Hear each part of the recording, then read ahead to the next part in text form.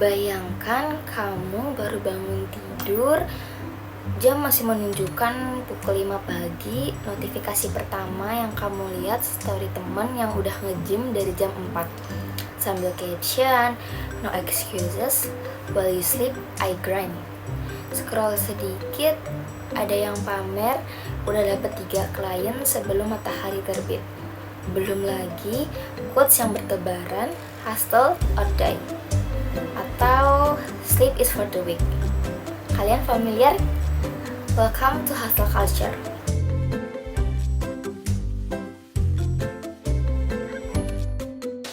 Budaya kerja keras tanpa henti yang sering dianggap sebagai simbol kesuksesan, tapi di balik semangat yang terlihat positif, ternyata ada tekanan psikologis yang cukup serius. Saya Rosanawati Putri Rizkia dari Prodi Digital Neuropsikologi. Di video ini akan bahas hasil observasi tentang fenomena ini dari sisi pikiran, perasaan, hingga perilaku. Dilihat lewat kacamata ilmu psikologi dan bagaimana otak kita terlibat. Yuk kita bahas bareng-bareng.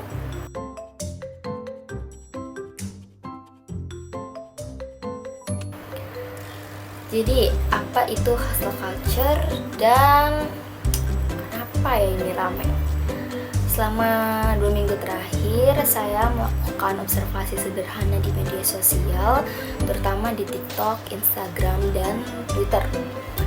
Saya menemukan banyak sekali konten yang menormalisasi kerja terus-menerus. Misalnya, orang yang bangga kerja 16 jam sehari, terus tidurnya cuma 3 jam. Atau orang yang multitasking sampai dini hari. Saya juga survei ke teman-teman dari daerah sini, teman-teman saya. Beberapa dari mereka mengaku merasa malu kalau kelihatannya tuh mereka tuh nggak sibuk. Salah satu dari mereka bilang kadang merasa bersalah aja kalau jam 10 pagi tuh masih santai, takut dikira nggak produktif. Itulah yang membuat hustle culture ini unik, karena tekanan datang bukan dari luar saja, tapi juga dari dalam diri kita sendiri. Selanjutnya, kalau kita analisis lebih dalam, hustle culture mempengaruhi kita dalam 3 aspek utama. Di sini saya akan membahas dalam aspek pikiran, perasaan, dan perilaku. Dari aspek pikiran, kita mulai punya pemikiran seperti kalau aku nggak sibuk, berarti aku gagal. Ini adalah bentuk distorsi kognitif seperti all or nothing thinking, di mana kita melihat hidup hanya dalam 2 pilihan, sibuk sama dengan sukses, dan santai sama dengan males. Dari sisi aspek perasaan, banyak orang yang merasa cemas kalau tidak terlihat sibuk. Muncul rasa bersalah saat istirahat. Ini dikenal sebagai productivity guilt.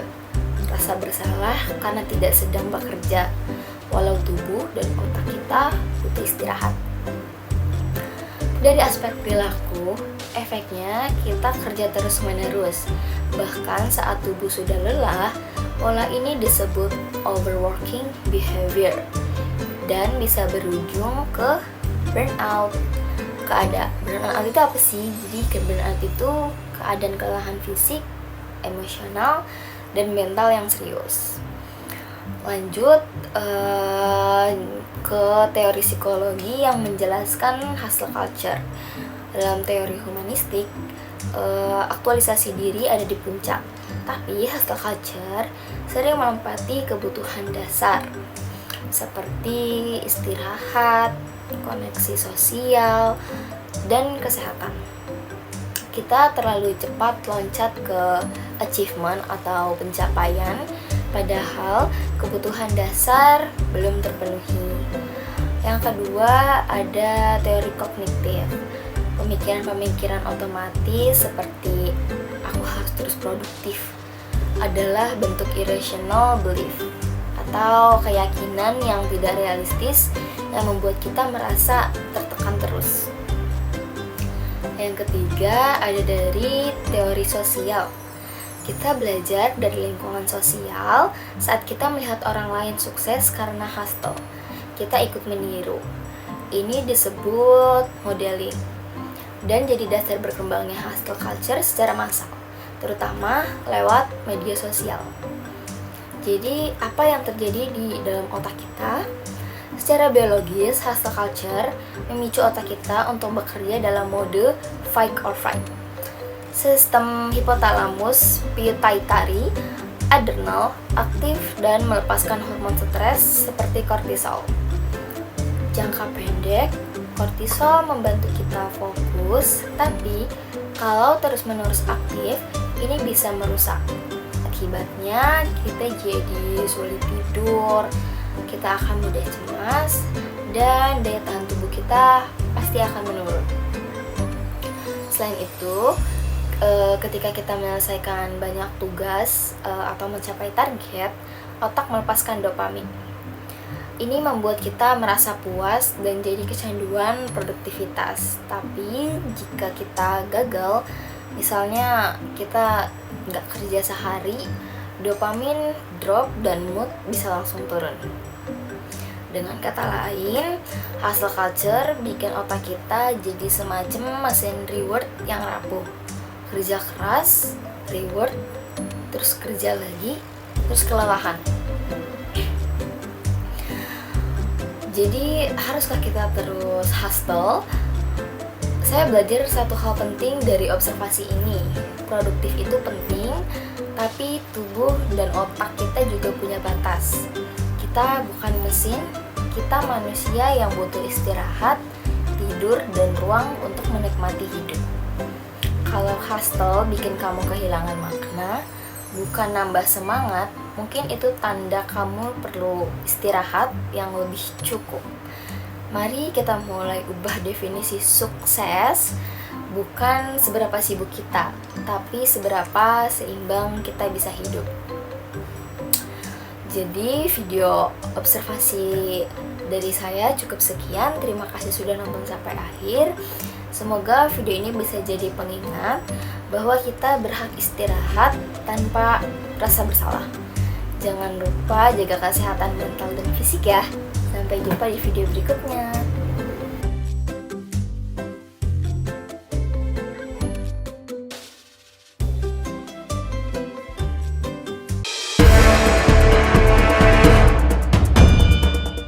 Hustle culture atau budaya gila kerja menjadi fenomena dalam kehidupan generasi muda saat ini. Penganut hustle kultur berusaha keras untuk mengejar target menjadi orang sukses di bawah usia 30 tahun. Sekilas gaya hidup ini terlihat positif, namun di balik semua itu ada ancaman dan dampak buruk yang mengintai para workaholism ini jika kebiasaan ini tidak terkontrol dengan baik. Kerjakan sesuai porsinya aja. Kita yang tahu porsi tubuh kita. Kalau kita udah capek, udah lelah, oh kalau aku terusin pasti sakit nih. Tapi lebih baik bed rest dulu deh, ambil libur dulu deh. Toh rezeki nggak akan ketukar. Setuju. Fenomena hustle culture perlu disikapi dengan baik.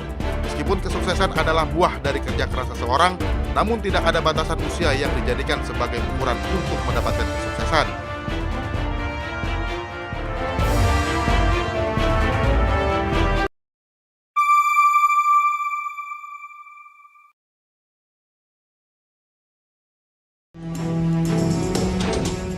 Belakangan tengah ramai membicarakan tentang hustle culture yang menjadi gaya kerja milenial pada zaman sekarang.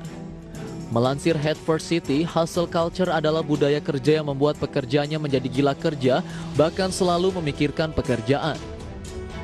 Tidak hanya itu, pekerja juga dituntut untuk terus mengejar kecepatan, ketangguhan hingga bekerja keras setiap hari. Bahkan mereka yang terjebak dalam hustle culture ini tak pernah beristirahat.